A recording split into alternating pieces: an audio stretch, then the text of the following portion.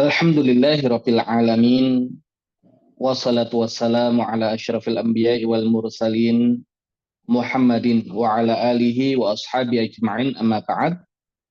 Para peserta kajian tadabbur surah-surah Al-Qur'an, majelis tadabburi yang dirahmati Allah Subhanahu wa taala. Puji syukur alhamdulillah Allah Subhanahu wa taala senantiasa memberikan kenikmatan yang sangat banyak kepada kita semua. Nikmat iman, nikmat Islam, nikmat kesehatan, juga nikmat kesempatan di malam hari ini Allah Subhanahu wa taala mengizinkan kita untuk sama-sama bertalatul ilmi, untuk sama-sama mendalami apa yang berkaitan dengan Al-Qur'an, kitab suci dan surat cinta yang Allah Subhanahu wa taala turunkan untuk kebahagiaan umat manusia. Maka bersyukur ketika Allah Subhanahu wa taala memberikan kita kesempatan untuk bisa berdialog dengan Allah Subhanahu wa taala melalui Al-Qur'an, yang Al-Qur'an adalah kalamullah. Semoga itu menjadi bukti Allah Subhanahu wa taala ingin berbicara dengan kita dan tidaklah seorang yang diajak berbicara oleh Allah melainkan dia adalah seorang yang mulia di sisi Allah Subhanahu wa taala, dan semoga kita semua termasuk orang-orang yang dimuliakan oleh Allah Subhanahu wa taala. Salawat serta salam semoga tetap terlimpah curahkan kepada junjungan kita Nabi besar Nabi Muhammad sallallahu alaihi wasallam, juga kepada keluarga beliau, para sahabat beliau dan seluruh umat beliau. Baik para peserta kajian tadabbur surah-surah Al-Qur'an, majelis tadabburi yang dirahmati Allah Subhanahu wa taala. Alhamdulillah ini adalah serial yang kedua ya khusus untuk tadabbur surah-surah Al-Qur'an, ya, karena di seri yang pertama kita lebih kepada kajian tematik untuk kisah-kisah Al-Qur'an, ya, namun kita merasa perlu untuk menggali dan mengkaji Al-Qur'an dari sudut pandang yang lain. Kenapa demikian? Ya, kenapa demikian?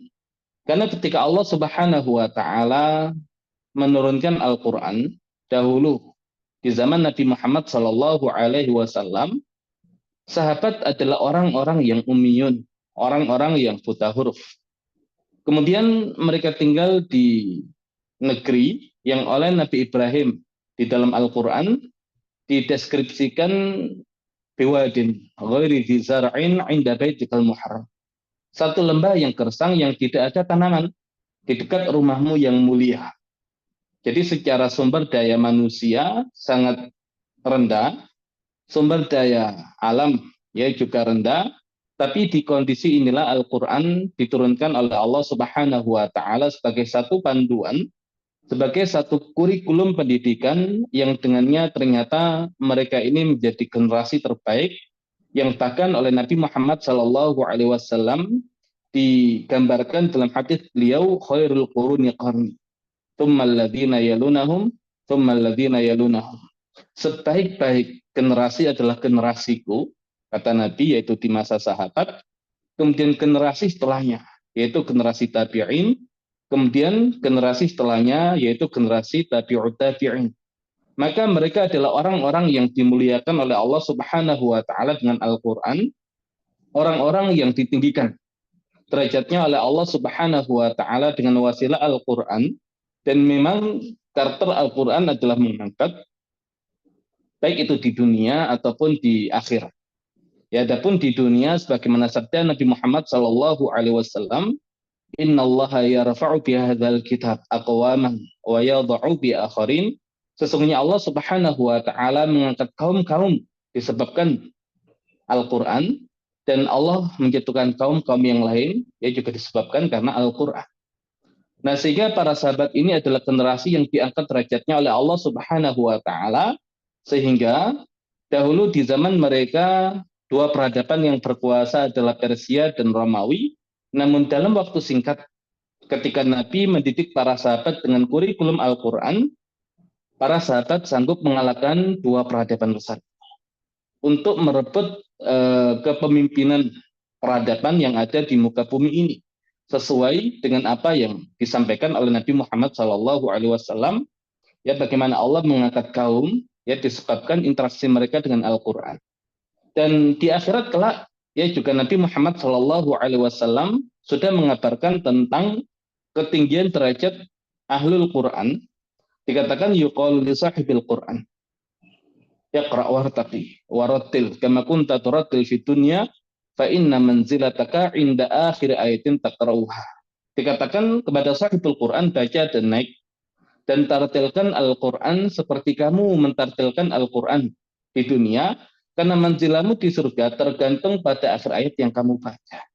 Jadi Al-Quran punya karakter mengangkat. Dan kalau kita lihat kondisi kita hari ini, ternyata umat ini dalam kondisi sedang tidak baik-baik saja, padahal Al-Qur'annya sama. Tapi kenapa bisa berbeda kondisinya? Maka inilah yang perlu kita kaji. Jangan-jangan ada interaksi kita yang belum sesuai ketika kita menggali dan mengkaji apa yang ada di dalam Al-Quran. Makanya insya Allah di kesempatan malam hari ini kita belum akan masuk di tadabbur surah Al-Qasas sebagai bahasan pertama di serial yang kedua ini. Insya Allah kita berikan mukaddimah, terlebih mungkin di antara sebagian peserta adalah peserta yang baru ikut di serial kali ini, sehingga agar punya gambaran tentang apa sih yang kita kaji dan sepenting apa materi ini, sehingga perlu kita kaji dan kita dalami, yang kita berharap ya bahkan bisa utuh ya seluruh surat-surat Al-Quran ya nantinya akan kita kaji. Jadi Al-Quran dengan semua sisi kemukjizatannya ya dikaji dengan berbagai macam sudut pandang, menghadirkan hal-hal yang baru dan juga menjadikan rahasia-rahasia yang ada di dalamnya bisa kita rasakan dan kita dapati hari ini ya untuk mengangkat kembali kondisi kaum muslimin. Nah, maka salah satu upaya kita untuk berkontribusi bagaimana Al-Quran menjadi satu konsep pendidikan, satu kurikulum ya dengan menggunakan pendekatan tadabbur surah-surah Al-Quran ya, karena tidak mungkin Allah Subhanahu wa taala menempatkan ayat-ayat yang bermacam-macam kemudian disatukan dalam satu ikatan surat yang sama, tidak ada korelasi antara ayat-ayat tersebut. Ya, karena ulama sepakat untuk susunan ayat-ayat Al-Quran adalah tauqifi, murni dari Allah Subhanahu wa taala. Maka dahulu Nabi Muhammad Shallallahu alaihi wasallam melalui wasilah Jibril, Allah Subhanahu wa taala perintahkan untuk menyampaikan kepada para sahabat ketika turun ayat. Kemudian mengatakan kepada kutabul wahyi, para penulis wahyu, letakkan ayat ini di dalam surat ini setelah ayat ini. Jadi Nabi Shallallahu Alaihi Wasallam langsung dipandu oleh Allah Subhanahu Wa Taala untuk menempatkan ayat-ayat yang ada di dalam Al-Quran sesuai dengan petunjuk Allah di dalam bingkai surat-surat yang Allah Subhanahu Wa Taala tetapkan di dalam Al-Quran. Maka ada 114 surat dan ada ayat-ayat yang bertebaran di dalamnya. Dan kemudian terkadang ada ayat-ayat yang sama ataupun mirip yang ternyata terulang dan diletakkan di surat yang berbeda. Ataupun terkadang ada kisah-kisah yang secara umum bahasannya mirip ya atau bahasanya sama tapi diletakkan di surat-surat yang berbeda. Nah, kira-kira adakah rahasia di balik yang demikian? Maka kita jawab jelas. Ya, ada rahasia, ada petunjuk di dalamnya.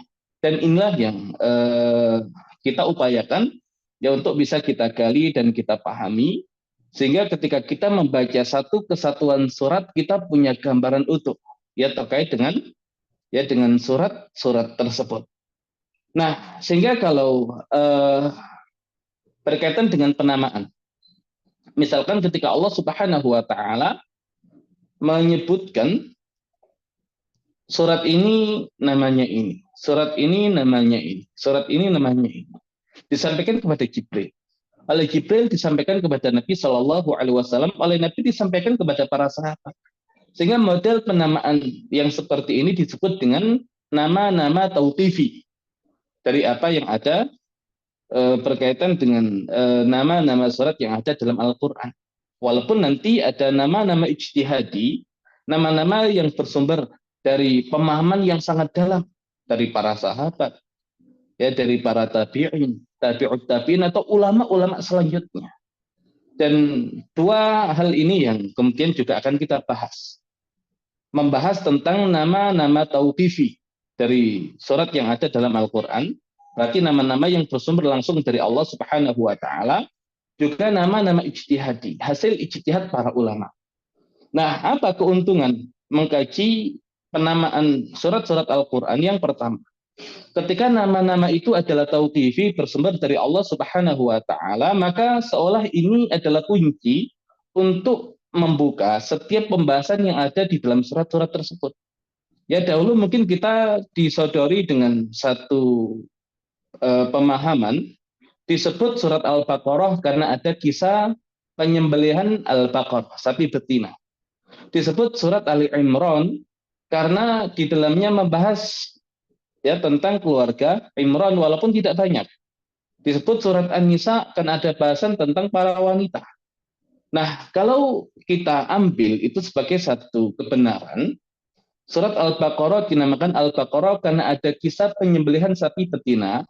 Berapa banyak sih ayat yang Allah Subhanahu wa Ta'ala jelaskan di dalamnya kisah penyembelihan sapi betina dibandingkan dengan ayat-ayat yang ada di dalam surat Al-Baqarah, ya sekitar 286 ayat. Ya, maka tidak mungkin satu bahasan kecil menjadi sebab penamaan satu surat. Ya, buku saja tidak mungkin dinamakan dengan judul yang judul itu hanya satu bahasan kecil dalam buku tersebut. Namanya judul itu akan merangkai setiap pembahasan yang ada di dalamnya. Nah, sama dengan nama-nama Al-Quran juga demikian. Ya, nama-nama surat dalam Al-Quran juga demikian. Kenapa disebut Al-Qasas? Ya, kenapa disebut Al-Qasas? Kemudian kenapa disebut Al-Ankabut? Ya, kenapa disebut Ar-Rum? Kemudian kenapa disebut Luqman? Ya, kenapa disebut Sajdah? Kenapa disebut Al-Ahzab? Kemudian kenapa disebut Saba? Kenapa disebut Fatir? Kenapa disebut Yasin? Apakah Yasin adalah satu dari sekian banyak nama Rasulullah Shallallahu Alaihi Wasallam atau justru ada rahasia yang lain? Ya, di balik penamaan Yasin.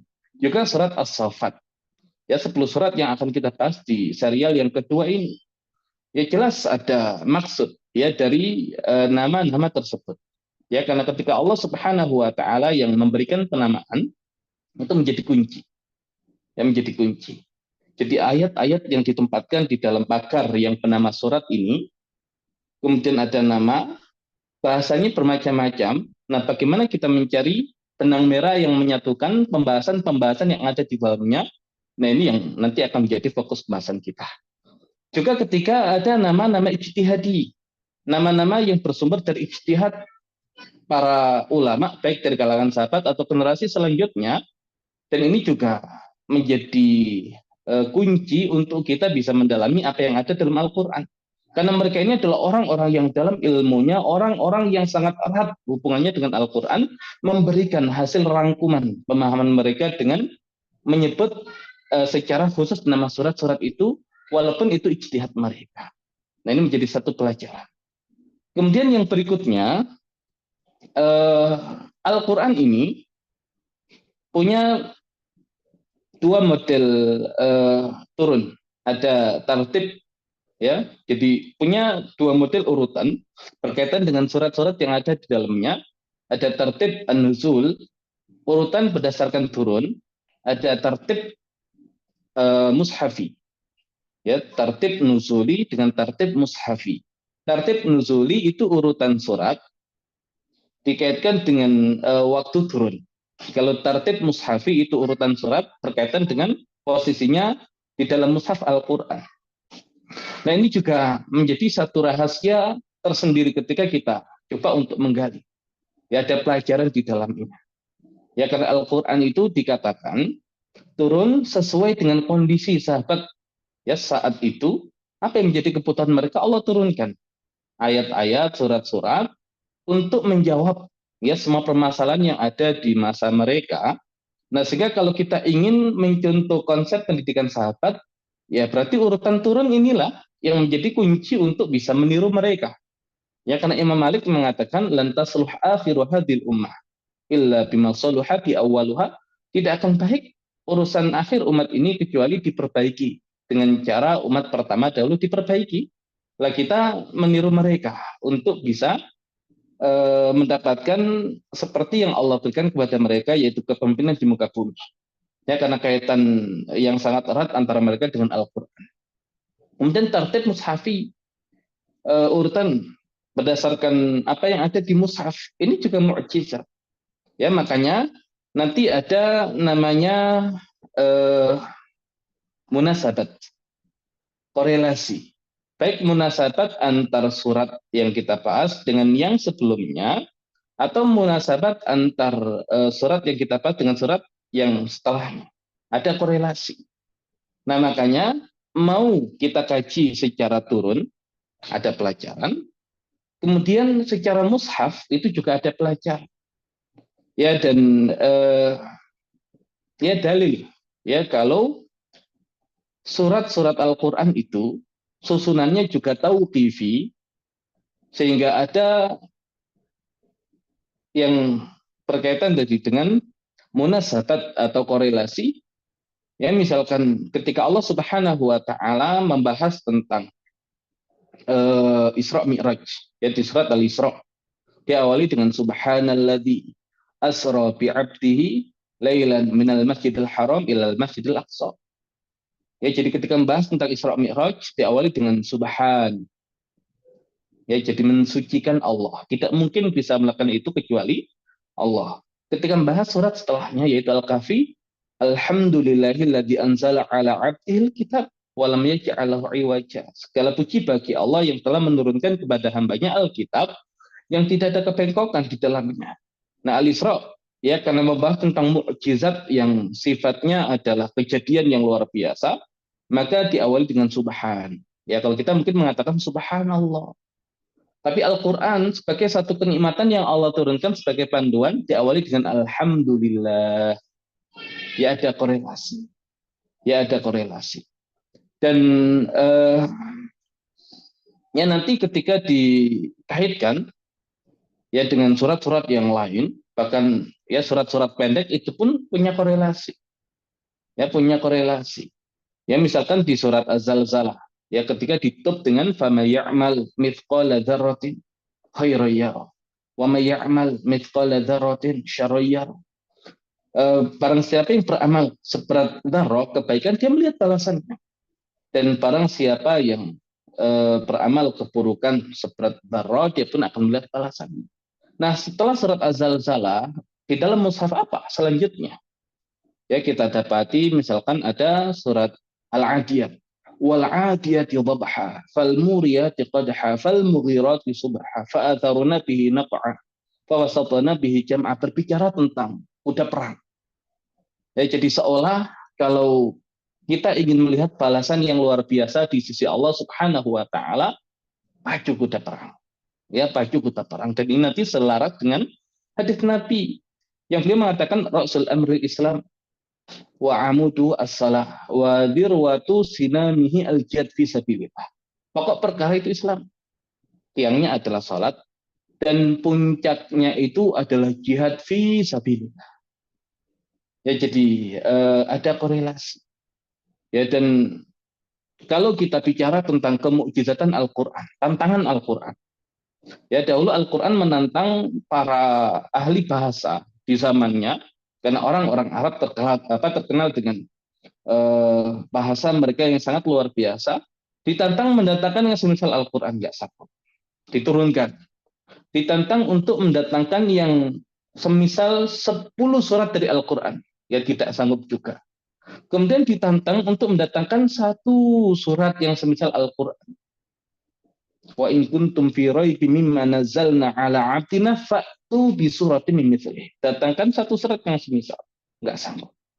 Berarti tantangan Al-Quran itu yang dia kaitannya erat dengan kemukjizatan terbingkai ya dalam bingkai surat. Ya, maka nanti surat yang terpendek misalkan surat Al-Kautsar 3 ayat. Nah, itu pun punya ya bahasan tersendiri. Kenapa namanya Al-Kautsar? berapa nomor mushafnya, berapa nomor turunnya, apa munasabatnya, ya korelasinya dengan surat sebelumnya, misalkan ya surat Al-Ma'un, apa munasabat atau korelasi dengan ya surat setelahnya, surat Al-Kafirun. Nah itu ada pelajaran. Dan juga ya nanti antara awal surat ya dengan penutup surat itu juga ada munasabat, ya ada korelasi. Dan ini yang juga menjadi bahasan yang kita bahas. Kemudian yang menjadi pembahasan kita juga adalah berkaitan dengan nuansa dan tema besar yang ada dalam surat tersebut. Ya kan ada tema besar yang menjadi bingkai ya untuk membahas bahasan-bahasan yang ada di dalamnya. Ya kenapa kok bahasannya tuh ada bahasan begini, begini, begini dan begini. Kenapa kisah Nabi yang dimunculkan di satu surat ini komposisinya Nabi ini, Nabi ini, Nabi ini. Atau misalkan tidak semuanya Nabi. Ya kenapa komposisi kisahnya ya begini, begini dan begini. Kenapa urutannya begini? Nah itu juga akan bisa kita pahami. Ya akan bisa kita paham. Juga nuansa. Ya, jadi masing-masing surat tadi punya nuansa. Nuansanya itu terang atau gelap, ya atau kemudian semangat atau kemudian kesedihan. Nah, itu juga berpengaruh. Ya atau temanya misalkan kepemimpinan atau temanya adalah umat-umat yang dihukum itu juga nanti berpengaruh. Makanya kisah Nabi Adam ada di surat Al-Baqarah, ada juga di surat Al-A'raf. Apa bedanya? Ya kisah tentang Bani Israel ada di Al-Baqarah, ada juga di Al-A'raf. Apa bedanya? Nah itu berkaitan dengan nuansa ya yang ada di dalam masing-masing surat. Nah ini ada pelajarannya. Jadi bukan kisah-kisah itu diulang tanpa maksud, ada maksud menyesuaikan dengan nuansa dan tema besar yang ada dalam surat tersebut. Nah kemudian ternyata hari ini ya ditemukan juga tadi hubungan satu surat dengan surat yang lain. Nah ini termasuk kajian yang terbaru. Makanya kita coba menghadirkan perkembangan Al-Quran. Sampai masa kita, sampai di mana sih para ulama kita mengkaji Al-Quran. Ya mungkin, ya ini belum banyak dibahas di Indonesia. Ya tapi ini menjadi satu pembahasan yang di ya, dunia penafsiran Al-Quran, ya menjadi concern para ulama kita hari ini, ya tentang dari keluarga surat dalam Al-Quran. Ya keluarga surat dalam Al-Quran. Nah, ketika kita nanti mengkaji 10 surat misalkan Al-Qasas, Po, Sin, Mim. Nah, surat Al-Qasas ini ketika diawali dengan huruf muqatta'ah To, Sin, Mim, itu sama seperti surat Asy-Syu'ara Po, Sin, Mim juga, walaupun nanti An-Naml Po, Sin. Ini satu keluarga.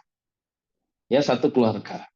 Nah, makanya ketika masih memungkinkan kita sambungkan, kita akan sambungkan walaupun nggak akan cukup satu pertemuan untuk mengkaitkan itu semua.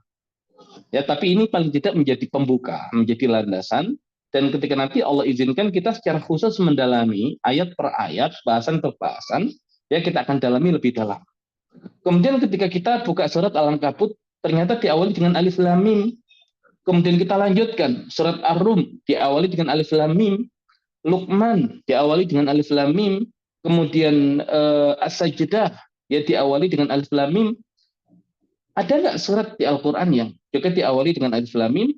Ternyata kita dapati ada surat Al-Baqarah, ada surat Ali Imran yang oleh Nabi Shallallahu Alaihi Wasallam disebut dengan Az-Zahrawan. Ya dan bahkan Al-Baqarah temanya adalah kepemimpinan di muka bumi. Nah, apakah kita bisa mendapatkan kepemimpinan di muka bumi? Paham apa yang ada dalam Al-Baqarah? Dan ternyata berkaitan dengan surat-surat yang lain, termasuk Ar-Rum, Romawi. Apakah ada maksud? As-Sajdah, sujud. Apakah juga ada maksud? Nah, ini nanti jadi bahasan kita juga. Kemudian ketika kita lanjutkan Al-Ahzab, diawali dengan Ya Ayuhan Nabi. Ternyata di Al-Quran ada 3 surat. Yang diawali dengan Ya Ayuhan Nabi ada surat Al-Ahzab, ada surat Al-Talaq, ada surat At-Tahrim. Ya nanti bahas keluarga Nabi. Diawali Ya Ayuhan Nabi. Nah ini jarang dibahas di kita. Kemudian ada surat Saba, surat Fatir diawali dengan Alhamdulillah. Nah ini juga menjadi keluarga surat yang diawali dengan Alhamdulillah. Nanti ada Al-Fatihah, ada Al-An'am, ada Al-Kahfi, ada Saba, ada Fatir. Kemudian ada Yasin. yang di kita dikaitkan dengan nama Nabi Muhammad Shallallahu Alaihi Wasallam. Ya Yasin wal Qur'anil Hakim innaka laminal mursalin innaka sesungguhnya engkau. Lah berarti Yasin itu nama Nabi. Apakah benar? Nah, nanti ada satu pembahasan namanya muqarabah sautiyah. Ya, muqarabah sautiyah berkaitan dengan saut suara. Berarti ya dan sin itu menjadi huruf yang dominan nanti dibahas ya di surat Yasin tersebut. Nah, ini juga insya Allah nanti coba akan kita jelaskan. Kemudian as-safat was-safati saffa. Nah, dengan susunan yang seperti itu ada nggak nanti saudaranya? Ada. Wadhariyati darwa wal mursalati urfa wan nasi'ati gharqa. Pola yang sama. Nah, makanya hari ini jarang yang kemudian mengkaji seperti itu. Makanya kebanyakan di kita nggak punya gambaran utuh, parsial pembahasannya. Kadang cuma ayat, ya, kadang surat itu pun hanya surat itu. Nah, kita coba untuk menggali lebih dalam, ya bukan kita merasa lebih hebat, bukan. Tapi sudah saatnya umat Islam ini lebih dalam dan lebih dekat untuk mengkaji Al-Quran. Ya karena kita tertinggal. Harusnya dengan Al-Quran kita maju. Kenapa kita tertinggal? Banyak rahasia yang belum terbuka. Kenapa umat Islamnya belum sadar untuk mendalami lebih dalam rahasia-rahasia yang Allah simpan di dalam Al-Quran. Pelajaran-pelajaran yang ada di dalam Al-Quran yang dengannya Allah akan jadikan umat ini ya akan bangkit dan bahkan menjadi pemimpin peradaban dunia. Bukan jelas kata Nabi tadi, innallaha yarfa'u bihadzal kitab aqwaman wa yadh'u bi akharin. Tapi kenapa belum Allah angkat? Nah, ini upaya kita ya dengan pendekatan mengkaji Al-Qur'an agar kita bisa memetakan ya apa yang ada dalam Al-Qur'an melalui pendekatan surat-surat. Kalau ayat kita kejauhan nggak bisa nangkep. Tapi kalau surat-surat tadi nah akan terbingkai. Dan nanti kalau sudah terbingkai bahkan kita akan bisa tadi mengkaitkan ayat demi ayat lintas surat ya terhubung satu dengan yang lainnya. Makanya sampai kesimpulan Al-Imam Fakhruddin Ar-Razi, Al-Quran itu ya satu ayat dalam artian semuanya terikat satu dengan yang lain. Tapi itu tadi butuh level yang lebih tinggi.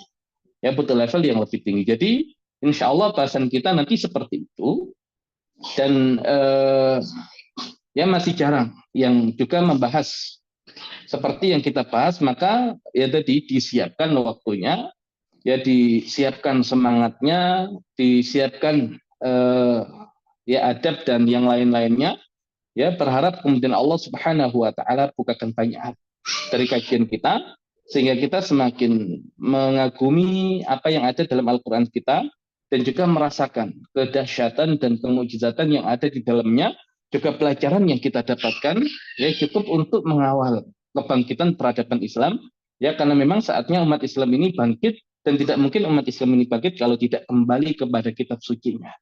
Namun kebutuhan kita berbeda dengan kebutuhan generasi-generasi sebelum kita, sudah semakin berkembang kondisi manusia hari ini, maka kita pun harus mengikuti perkembangan itu dan Allah Al-Karim dan Al-Quran Al-Karim akan membukakan setiap yang dibutuhkan oleh setiap manusia, khususnya kaum muslimin, di setiap zamannya, insya Allah semua solusinya ada di dalam Al-Quran. Jadi insya Allah di kesempatan malam hari ini kita tidak masuk ke pembahasan surat Al-Qasas, insya Allah di pekan depan ya baru kita bahas, ya karena kita ingin memberikan landasan dahulu di awal, ya baik yang dahulu sudah pernah mengikuti seri yang pertama atau kemudian yang baru mengikuti seri yang kedua ini agar punya gambaran dan agar tahu ya sepenting apa sih pembahasan kita sehingga kita khususkan serial tadabbur surah-surah Al-Quran ya karena agar kita lebih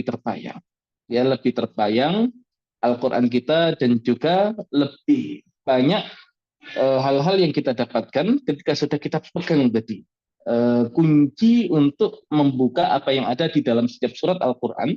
Nah kita akan dapatkan banyak hal. Ya terlebih tadi di hari ini Allah bukakan juga tadi ilmu tentang keluarga surat dalam Al-Quran. Nah ini juga menarik untuk kita dalami. Ya mungkin itu yang bisa disampaikan. Kurang lebihnya mohon maaf. Assalamualaikum warahmatullahi wabarakatuh.